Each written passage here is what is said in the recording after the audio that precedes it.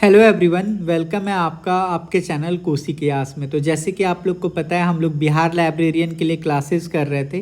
तो ये है हमारा theory plus MCQ super fast batch और आज का हमारा टॉपिक है delivery of book act. Class number 8 है ये।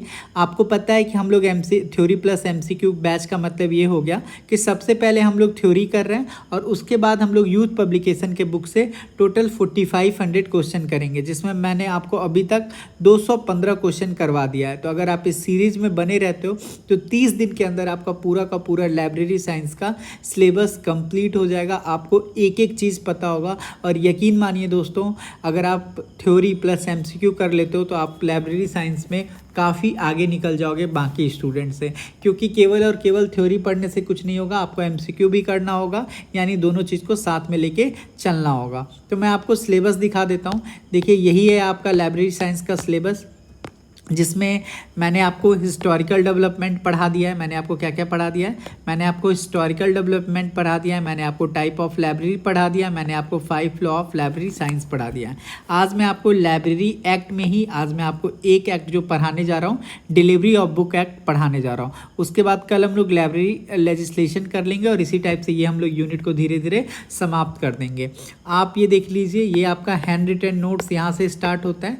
हिंदी और इंग्लिश दोनों में आपका नोट्स अवेलेबल है। देख लीजिए, काफ़ी हैंड रिटन नोट्स है, क्योंकि किसी भी प्लेटफॉर्म पे आपको हैंड रिटन नोट्स नहीं मिलेगा। और बहुत बच्चे ऐसे होते हैं जिनको हैंड रिटन नोट्स पढ़ने में काफ़ी ज़्यादा मज़ा आता है, तो आपको हैंड रिटन नोट्स ही मिल जाएगा। मैंने इसमें इमेज वगैरह सब कुछ ऐड कर दिया है और इसमें सबसे खास बात यह है ना कि जो डेट वगैरह है ना वो सीक्वेंस में है। तो जैसे आपको ये दिक्कत नहीं होगा कि यार किसको याद कैसे करें, इसमें सीक्वेंस में है तो आपको याद करने में भी कोई दिक्कत नहीं होगा। तो अगर आपको क्लास नोट्स चाहिए तो आप मैसेज कर सकते हो हमारे व्हाट्सएप नंबर 9430851094 पे। आपको कंप्लीट हैंड रिटन नोट्स मिल जाएगा कितने में? 169 रुपीज़ में, ठीक है। और ये नोट्स आपको हिंदी और इंग्लिश दोनों में अवेलेबल है। तो आइए हम लोग आज का अपना टॉपिक स्टार्ट करते हैं और आज का हमारा टॉपिक है डिलीवरी ऑफ बुक एक्ट 1954।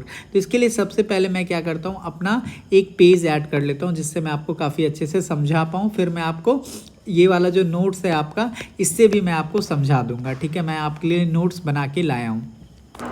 तो दोस्तों, जो आपका डिलीवरी ऑफ बुक एक्ट है ये एक्सटेंशन सर्विस है। जो आपका डिलीवरी ऑफ बुक एक्ट है ये क्या है दोस्तों? ये आपका एक्सटेंशन सर्विस है। क्या है? आपका एक्सटेंशन सर्विस है। और अगर आपसे एग्जामिनर पूछे कि डिलीवरी ऑफ बुक एक्ट जो है ये किस रूल का एक्सटेंशन सर्विस है, तो आप बोल दोगे कि जो आपका press and registration book act का ये क्या है? एक्सटेंशन सर्विस है, यानी विस्तार रूप है, ठीक है। किसका? Press and registration book act का क्या है? ये विस्तार रूप है। ये एक्ट कब आया था दोस्तों? तो याद रखिएगा, ये एक्ट आया था आपका 20 मई 1954 को। कब आया था? 20 मई 1954 को। अब सवाल आता है कि ये एक्ट आया, यानी press and registration book act आया, तो ये क्यों आया? रीज़न क्या था इसके पीछे? तो रीज़न इसके पीछे बस यही था दोस्तों कि जो आपका बुक है उसको क्या करना था? उस बुक को सिक्योरिटी देना था, यानी कॉपीराइट देना था, ताकि किसी भी राइटर का जो मेहनत है उसको कोई भी यूज़ ना कर पाए, यानी कॉपीराइट देना था। साथ में जो आपका नेशनल लाइब्रेरी था उसका डिपोजिटरी एक्ट के तहत इसको कवर करना था, ताकि जो नेशनल लाइब्रेरी है उसके अंदर बुक का कमी ना हो, उसके अंदर जो भी नया नया बुक हो वो आता रहे हर पब्लिशर के द्वारा, ठीक है। साथ में जो आपका राइटर है उसका नाम पता चल पाए कि ये जो बुक है ये किस राइटर का है, और जो आपका बुक है उसका प्रकाशन का टाइम और समय, ये जो बुक है ये कहाँ पे प्रकाशन हुआ था, उसका स्थान और समय भी रजिस्टर्ड हो जाए, ताकि आपको पता चल पाए कि जैसे मान लो एस चांद बुक है तो ये एस चांद बुक को लिखने वाला व्यक्ति कौन है, कहाँ पे ये लिखा है, किस समय लिखा है। तो ये सब चीज़ की वजह से ही press and registration book act आया था, और जिसमें मेन रीज़न था आपका कॉपीराइट और आपका डिपोजिटरी लाइब्रेरी। तो मैंने आपको क्या बताया, जो आपका डिलीवरी ऑफ बुक एक्ट है वो क्या है? आपका विस्तारित रूप है किसका? Press and registration book book act का, ठीक है। और ये कब आया? 20 मई 1954 का आया। और इसके आने का रीज़न जो था ये यही था कि जो आपका किताब है यानी जो पुस्तक है उसको सुरक्षा प्रोवाइड करना, कॉपीराइट देना, डिपोजिटरी राइटर का नाम जो है उसको इंश्योर करना, रजिस्टर्ड करना, जो आपका प्रकाशन यानी जो आपका बुक जहाँ पे पब्लिश हो रहा है उसका स्थान क्या है, उसका समय क्या है, उसके बारे में जानना। दूसरा चीज़ है कि इस रूल में क्या किया जाता है? अमेंडमेंट किया जाता है। अमेंडमेंट का मतलब क्या होता है दोस्तों? संशोधन किया जाता है। इस रूल में क्या किया जाता है? अमेंडमेंट किया जाता है। तो अगर आपसे पूछा जाए कि इस रूल में अमेंडमेंट कब किया जाता है, तो इस रूल में पहली बार जो अमेंडमेंट है वो 23 दिसंबर 1956 को कर दिया जाता है। यानी जो आपका डिलीवरी ऑफ बुक एक्ट है इसमें पहली बार जो अमेंडमेंट है वो कब कर दिया जाता है? 23 दिसंबर 1956 को कर दिया जाता है। और इसी रूल को हम लोग क्या जानते हैं? Press and registration book act के नाम से जानते हैं। और अब ये जो बुक है, जो आपका एक्ट है डिलीवरी ऑफ बुक एक्ट, आपका जो एक्ट है कौन सा? आपका जो एक्ट है डिलीवरी ऑफ बुक एक्ट, यही तो नाम था, डिलीवरी ऑफ बुक एक्ट। ये कब आया था दोस्तों? तो मैंने आपको बता चुका है, ये 20 मई 1954 को आया था। तो अब जो 23 दिसंबर को जो आपका अमेंडमेंट हुआ था, इसमें पहला बात यही कहा गया था कि ये जो डिलीवरी ऑफ बुक एक्ट है इसका नाम बदल दिया गया था। और इसका नाम बदल के अब क्या कर दिया गया था? तो ये हो गया था आपका delivery books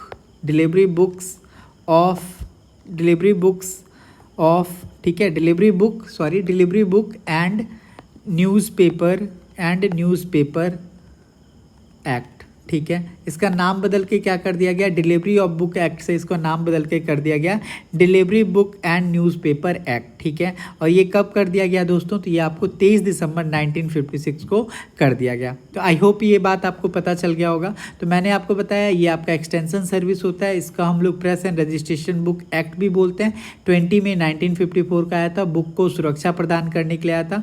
copyright, depository, writer का नाम वगैरह, प्रकाशन स्थान, समय सब इस एक्ट के अंदर आता है। इस एक्ट के अंदर जो आपका पहला अमेंडमेंट हुआ था वो आपको 23 दिसंबर 1956 को हुआ था, जिसमें डिलीवरी ऑफ बुक एक्ट का नाम बदल के क्या कर दिया गया था? Delivery book and newspaper act, ठीक है। और ये कौन सा एक्ट बन गया था? ये आपका 1956 का ये एक्ट बन गया था, ठीक है। अब दोस्तों एक सबसे इम्पॉर्टेंट चीज़ याद रखिए, ये जो आपका बुक है, ठीक है। अब आइए हम लोग अपने पहले कॉपी पे आते हैं। तो देखिए इसमें यही कह रहा है कि जो आपका, देखिए मैं आपको जूम कर देता हूँ, जो आपका डिलीवरी ऑफ बुक एक्ट है इसका निर्माण कब कर दिया गया? तो इसका निर्माण जो है 1954 में किया गया था। डिलीवरी ऑफ बुक एक्ट का निर्माण कब किया गया था? तो याद रखेंगे डिलीवरी ऑफ बुक एक्ट का निर्माण 1954 में किया गया था। इसीलिए मैं कहता हूँ आप लोग क्या कीजिए दोस्तों, आप लोग एक हाइलाइटर ले लीजिए और ये जो नोट्स है इसको प्रिंट आउट करवा लीजिए और हाईलाइट करते रहिए मेरे साथ। डिलीवरी ऑफ बुक एक्ट का जो निर्माण है ये 1954 में कर दिया गया था। कब कर दिया गया था दोस्तों? तो इसको 1954 में इसको निर्माण कर दिया गया था। और इसका मुख्य उद्देश्य यही था कि भारत में प्रकाशित होने वाली जितनी भी पुस्तक है, भारत में प्रकाशित होने वाली समस्त पुस्तक, पत्रिका और जो अखबार है उसका एक एक प्रति क्या होगा? तो जो भी आपका 4 डिपोजिटरी लाइब्रेरी होगा वहाँ पे जाके क्या होगा? जमा हो जाएगा। और ये जो भी पब्लिशर होगा उसको क्या करना होगा? उसको मुफ्त में देना होगा। क्या देना होगा? उसको मुफ्त में देना होगा। तो ये चीज़ इस डिलीवरी ऑफ बुक एक्ट में बताया गया था। डिलीवरी ऑफ बुक एक्ट जो है 1954 में आया था और इसका मुख्य उद्देश्य ये था कि भारत के अंदर अगर कोई भी पब्लिशर होता है, कोई भी पब्लिशर बुक को पब्लिश करता है तो उसको एक एक कॉपी टोटल चार और एक कॉपी टोटल 4 मतलब भारत में 4 लाइब्रेरी बनेंगे जिसको हम लोग क्या बोलेंगे? डिपोजिटरी लाइब्रेरी बोलेंगे। उस चारों लाइब्रेरी में एक एक कॉपी यानी कुल संख्या 4 पुस्तक प्रत्येक 4 लाइब्रेरी को क्या करना होगा? आपको देना होगा। यानी 4 पुस्तक जो है डिफरेंट 4 लाइब्रेरी को क्या होगा? जाएगा। जैसे ए लाइब्रेरी, बी लाइब्रेरी, सी लाइब्रेरी, डी लाइब्रेरी को ये चारों क्या होगा? जाएगा, ठीक है। इसीलिए इस एक्ट को क्या किया गया था? निर्माण करवाया गया था। और जो भी पब्लिशर होगा वो क्या करेगा? वो फ्री में इस चीज़ को देगा, ठीक है। और अब सवाल आता है कि आखिर कितने दिन के अंदर ये काम कर देना है? तो ये चीज़ जो है 30 दिन के अंदर कर देना है। 30 दिन के अंदर जो भी आपका डिपोजिटरी पुस्तकालय है उसके अंदर आपको जो ये है ये पुस्तक को अवेलेबल करवा देना होगा, ठीक है। 30 दिन के अंदर, जैसे आज आपने पब्लिश किया तो उसके 30 दिन के अंदर आपको डिपॉजिटरी लाइब्रेरी को ये पुस्तक को अवेलेबल करवा देना है। अब सवाल आता है कि जैसे आप जैसे बच्चे हैं, आप पूछ भी सकते हैं कि सर हम नहीं अवेलेबल करवाएंगे तो क्या कर लेगा डिपॉजिटरी लाइब्रेरी? तो भाई बहुत कुछ कर लेगा। क्या कर लेगा कि अगर आप डिपॉजिटरी लाइब्रेरी को अवेलेबल नहीं करवाते हो तो ये जो जितना दिन यानी 30 दिन के बाद जैसे ही आपका 31वां दिन होगा आपका फ़ाइन स्टार्ट हो जाएगा। और फ़ाइन एक लाइब्रेरी नहीं, चारों लाइब्रेरी में ये फ़ाइन लगना स्टार्ट हो जाएगा। प्रतिदिन के हिसाब से, एक डे के हिसाब से आपका 50 रुपया फ़ाइन लगना स्टार्ट हो जाएगा अगर आप टाइम पे किताब को क्या करोगे, वहाँ पे डिपॉजिटरी लाइब्रेरी में जमा नहीं करोगे। चारों में नहीं करोगे तो चारों जगह फ़ाइन लगना स्टार्ट हो जाएगा। 2 में नहीं करोगे तो आपका 2 लाइब्रेरी में लगना स्टार्ट हो जाएगा। 3 में नहीं करोगे तो 3 में लगना स्टार्ट हो जाएगा। और चारों में नहीं करोगे तो चारों में लगना स्टार्ट हो जाएगा 50 रुपये के हिसाब से।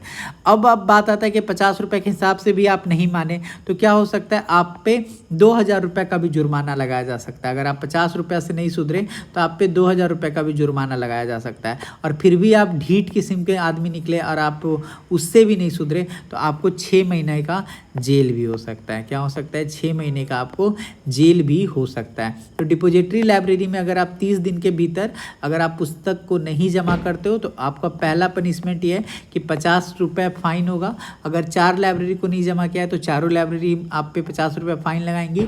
और अगर आपने क्या कहते हैं उसके बाद भी नहीं माना तो 2000 फ़ाइन लगेगा। उसके बाद भी नहीं माना तो आपको 6 महीने तक आपको जेल भी हो सकता है। तो इस बात को ध्यान रखिएगा, ठीक है।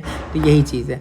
दूसरा चीज़ देखिए, जैसे कि मैंने आपको बताया सन 1956 में डिलीवरी ऑफ बुक एक्ट में क्या हो गया, कानून में संशोधन कर दिया गया और इसमें क्या कर दिया गया, अखबार को भी जोड़ दिया गया। जो मैंने आपको बताया था ना कि जो आपका डिलीवरी ऑफ बुक एक्ट है उसका नाम बदल के क्या कर दिया गया था, उसका नाम बदल के delivery book and newspaper act कर दिया गया था। क्या कर दिया गया था? Delivery book and newspaper act. Delivery book and newspaper act वो इसी वजह से ऐड कर दिया गया था क्योंकि अब जो आपका अखबार है उसको भी डिपॉजिटरी लाइब्रेरी के अंदर क्या करना होगा, जमा करना होगा। जो भी आपका अखबार है, जितने भी अखबार की कंपनियां उन सारे लोगों को एक एक प्रति चारों लाइब्रेरी को क्या होगा, भेजना होगा। इसीलिए इसका नाम डिलीवरी बुक एक्ट से नाम बदल कर क्या कर दिया गया, 1956 में इसको delivery book and newspaper act के तहत इसको बोल दिया गया। और ये कब किया गया था तो आप लोग याद रख लीजिएगा, मैं यहाँ पे डेट लिख देता हूँ, 29 दिसंबर 1956 को। कब?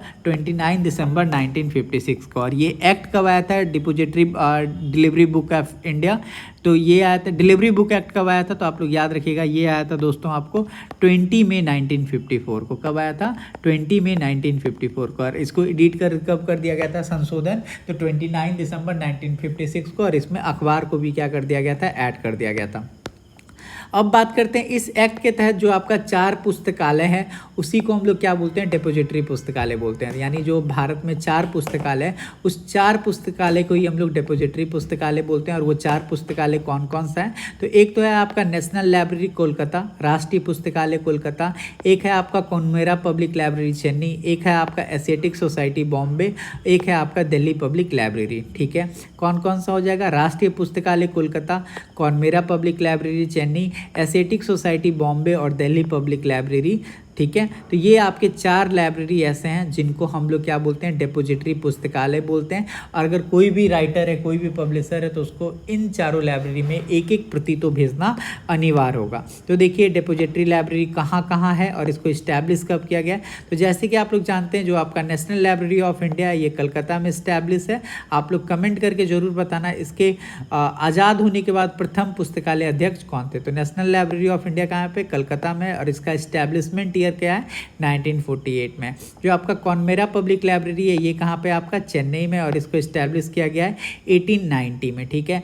जो आपका एशियाटिक सोसाइटी लाइब्रेरी है ये कहाँ पे है, तो ये आपका बॉम्बे में है। और इसको इस्टेब्लिश कब किया गया है, तो इसको इस्टेब्लिश किया गया है 1809 में, ठीक है। और जो आपका दिल्ली पब्लिक लाइब्रेरी है ये कहाँ है, आपका न्यू दिल्ली में, और इसको इस्टेब्लिश कब किया गया है, 1951 में। तो ये 4 लाइब्रेरी ऐसा है जहाँ पे आपको पुस्तकालय क्या देना है, आपको जो भी किताब पब्लिश कर रहे हो वो आपको देना ही होगा, ठीक है।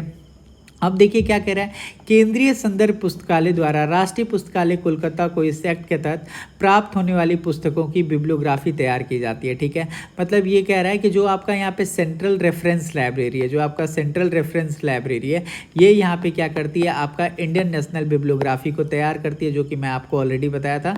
जो आपका इंडियन नेशनल बिब्लियोग्राफी तैयार होता है यहाँ पे, वो कितने लैंग्वेज में होता है, 22 लैंग्वेज में होता है। पहले कितने लैंग्वेज में होता था, तो 14 लैंग्वेज में होता था। तो इस बात को याद रखिएगा। और सेंट्रल रेफरेंस लाइब्रेरी जो है वो कोलकाता नेशनल लाइब्रेरी का क्या है, एक पार्ट है। ठीक है, नेशनल लाइब्रेरी का क्या है, एक पार्ट है, जो आपका आईएनबी को बनाती है। और आईएनबी का फुल फॉर्म क्या होता है, इंडियन नेशनल बिब्लियोग्राफी। ठीक है, और ये कितने लैंग्वेज में आती है, तो ये 22 लैंग्वेज में आती है। तो इस बात को याद रखिएगा कि जो आपका सेंट्रल रेफरेंस लाइब्रेरी है वही आपका बिब्लियोग्राफी को तैयार करती है, यानी आईएनबी को तैयार करती है। तो इस बात को ध्यान रखिएगा। 1982 में दिल्ली पब्लिक लाइब्रेरी को डिपोजिटरी लाइब्रेरी, कॉपीराइट लाइब्रेरी बनाया गया। अच्छा, जो आपका डिपोजिटरी लाइब्रेरी हो या कॉपीराइट लाइब्रेरी हो, ये दोनों चीज़ एक चीज़ है। तो अगर आपसे कभी पूछा जाए कि जो कॉपीराइट वाला लाइब्रेरी है वो कौन सा है, या डिपोजिटरी लाइब्रेरी, तो आप बोल दोगे 1982, यानी दिल्ली पब्लिक लाइब्रेरी जो है यही आपका कॉपीराइट लाइब्रेरी या डिपोजिटरी लाइब्रेरी भी है। बाकी चार तो हैं ही, लेकिन ये आपका कॉपीराइट लाइब्रेरी भी है। जो आपका रिची कमेटी था, जो नेक्स्ट वीडियो आएगा उसमें मैं बताऊंगा कि रिची कमेटी ने क्या क्या बोला था। तो रिची कमेटी के अनुसार इन्होंने अनुशंसा 1926 में किया था कि जो आपका एम्पेरिकल लाइब्रेरी है उसी को कॉपीराइट लाइब्रेरी बना दिया जाए, लेकिन ये काम नहीं हो पाया था। तो पूछा जाता है कि रिची कमेटी ने एम्पेरिकल लाइब्रेरी को क्या बनाने के लिए अनुशंसा की थी, तो आप बोल देना कि जो आपका रिची कमेटी है उन्होंने यही अनुशंसा किया था कि जो आपका एम्पेरिकल लाइब्रेरी है इसी को क्या बना दिया जाए, इसी को आपको कॉपीराइट लाइब्रेरी बना दिया जाए, जिसे रिजेक्ट कर दिया गया था। अब हम लोग बात करते हैं the press and registration of book act 1867। तो देखो, ब्रिटिश भारत के लिए सन 1867 में press and registration book act पारित करता है। ठीक है, जैसे कि आपको पता है जो आपका ब्रिटिश गवर्नमेंट है वो उस टाइम भारत पे क्या कर रहे थे, तो शासन कर रहे थे, और उन्होंने 1867 में रजिस्ट्रेशन ऑफ बुक एक्ट लाते हैं ताकि वो क्या कर सकें, वो कंट्रोल कर सकें इंडियन किताबों पे, इंडियन अखबारों पे। ठीक है, इस वजह से वो एक नियम लाते हैं जिसको हम लोग बोलते हैं the press and registration of book act 1867। ठीक है, और यह अधिनियम किताबों की प्रतियों के संरक्षण के लिए, प्रिंटिंग प्रेस और समाचार पत्रों के नियमन के लिए था, तथा और इसमें कुछ पुस्तकों की कुछ प्रतियां निःशुल्क प्राप्त करने और देश में प्रारंभिक मुद्रित पुस्तकालयों की सूची तैयार करने से था। दोस्तों, मेनली जो ये आपका press and registration of book act आया था, इसका मेन उद्देश्य यही था कि ये जो आपका समाचार पत्र वगैरह है उस पर कंट्रोल करना। इसका मेन पर्पस यही था कि जो आपका समाचार पत्र है या जो भी आपका प्रिंटिंग प्रेस है उस पर क्या करना, कंट्रोल करना, उस पर नियम तैयार करना ताकि वो कुछ से कुछ ना छाप पाएँ। उसके बाद इसमें ये भी बात बोला गया था कि जो भी आपका लाइब्रेरी है वो पुस्तक का कुछ प्रति क्या कर सकती है, निःशुल्क प्राप्त कर सकती है। ठीक है, ये चीज़ आप लोग ध्यान रखिएगा। ये जो आपका press and registration of book act था, इसमें ये बात भी बोला गया था कि जो भी आपका पुस्तक है उसका आपको सूची तैयार करना है, और ये सबसे पुराना कानून है। और ये क्या है, सबसे पुराना कानून है। The press and registration of book act जो है ये आपका सबसे पुराना कानून है, 1867 के टाइम का है, लेकिन ये अभी भी लागू है। ये अभी भी लागू है, लेकिन इसको अंग्रेज़ का लाने के पीछे का जो मंशा था वो समाचार पत्र और प्रिंटिंग प्रेस पे कंट्रोल करना ही था, इसी वजह से ये लाए थे। यह इस नियामक कानून में बदलती स्थिति की आवश्यकता को पूरा करने के लिए कई संशोधन भी किए गए हैं। जो आपका press and registration book act है इसमें बहुत बार संशोधन भी किया गया है। 1953 में प्रथम प्रेस आयोग की सिफारिशों के आधार पर अधिनियम में एक बड़ा संशोधन किया गया, यानी जो सबसे पहला संशोधन किया गया था वो कब किया गया था, 1953 में किया गया था। और यही किया गया था कि office of the registrar of the newspaper of India, RNI बनाया गया, उसके कर्तव्य और कार्यों को निर्धारित किया गया। यानी अब क्या हो गया, अब आपका देखो ये जो आपका the press and registration of book act है इसका नाम बदल के अब क्या कर दिया गया, office of the registrar of newspaper of India, यानी RNI इसको बना दिया गया। और इस ये जो आपका RNI है ये आपका 1956 में क्या करता है, काम करना स्टार्ट कर देता है। तो आई होप आपको समझ में आया होगा। एक बार रिवीजन करवा देता हूँ। डिलीवरी ऑफ बुक एक्ट जो है ये 1954 में आया था। 1954 में ये आपका बनकर तैयार हो गया था। इसका मेन उद्देश्य यही था कि भारत में प्रकाशित होने वाला जो भी जितने भी किताबें हैं उसका एक एक कॉपी जो है ये चारों लाइब्रेरी को जाएगा। वो चारों लाइब्रेरी क्या था, national library of India, Connemara public library, asiatic society library और दिल्ली पब्लिक लाइब्रेरी को एक एक कॉपी जाएगा। और ये कितने दिन के अंदर जाना चाहिए, तो 30 दिन के अंदर जाना चाहिए। कैसे जाना चाहिए, तो फ्री में जाना चाहिए। और ये जो लॉ है ये कब आया था, ये लॉ 20 में 1954 का आया था। उसके बाद 1956 में इसे संशोधन किया जाता है, संशोधन करके इसमें अखबार को भी ऐड कर दिया जाता है। और ये कब हुआ था, 29 दिसंबर 1956 को। इस एक्ट के तहत जो आपका चार लाइब्रेरी है वो कौन कौन सा है, national library of India, Connemara public library, asiatic society Mumbai, Delhi public library. जो आपका नेशनल लाइब्रेरी है कलकत्ता में 1948 establish, Connemara public library Chennai में establish 1890, asiatic society library Bombay में 1809 और Delhi public library New Delhi में इस्टेब्लिश ईयर इसका 1951 हो जाएगा। बात फिर करते हैं नेशनल लाइब्रेरी के संबंध में। जो आपका सेंट्रल रेफरेंस लाइब्रेरी है यही वो लाइब्रेरी है जो क्या करती है, INB को तैयार करती है, यानी इंडियन नेशनल बिब्लियोग्राफी को तैयार करती है। तो इस बात को ध्यान रखिएगा। इंडियन नेशनल बिब्लियोग्राफी जो है ये आपका 22 लैंग्वेज में आता है, पहले 14 लैंग्वेज में आता था, अब बस 22 लैंग्वेज में आता है क्योंकि कॉन्स्टिट्यूशन के अंदर टोटल 22 भाषा हो चुका है। 1982 में दिल्ली पब्लिक लाइब्रेरी को डिपोजिटरी लाइब्रेरी या कॉपीराइट लाइब्रेरी बना दिया जाता है। रिची कमेटी ने सिफारिश किया था कि इंपेरिकल लाइब्रेरी को कॉपीराइट लाइब्रेरी बनाना है, लेकिन रिची कमेटी की बात नहीं मानी गई थी। तो इस बात को भी ध्यान रखिएगा। जो आपका press and registration of book act है ये आपका 1867 में आता है और इसका मेन काम यही था कि जो आपका प्रिंटिंग प्रेस है, समाचार पत्रिका है, इस पर क्या करता है, इसके लिए नियम बनाना, कंट्रोल करना। ठीक है। पुस्तकालय, अगर एक और चीज़, और इसका नियम ये भी था कि जो पुस्तकालय लाइब्रेरी है वो कोई भी कॉपी को फ्री में प्राप्त कर सकता है। इसके अंदर ये अभी भी लागू है और इसके अंदर कुछ चेंजेस किया गया और 1953 में इसको चेंज करके इसका जो नाम है वो बदल दिया गया और नाम हो गया office of the registrar of newspaper of India. तो RNI का ये फुल फॉर्म है। तो बहुत लोग इस पर कंफ्यूज कर जाते हैं। R से तो रजिस्ट्रार होता है, N से आपका न्यूज़पेपर होता है, I से इंडिया होता है, लेकिन इसमें office of the registrar of newspaper India होगा। तो याद रख लीजिएगा, जो आपका RNI है इसका फुल फॉर्म होता है office of the registrar of the newspaper of India. और ये जो आपका RNI है ये आपका 1956 में क्या करती है, काम करना स्टार्ट कर देती है, 1953 में बनती है। तो आई होप आपको ये चीज़ काफ़ी अच्छे से समझ में आ गया होगा। अगर आप चैनल पर न्यू है तो चैनल को सब्सक्राइब कर लीजिएगा और कमेंट पे जरूर बताइएगा कि आपको ये सेशन कैसा लग रहा है, ताकि मैं आपके लिए डेली टाइमली वीडियो लाता रहूँ। ठीक है, तो मिलते हैं नेक्स्ट वीडियो में।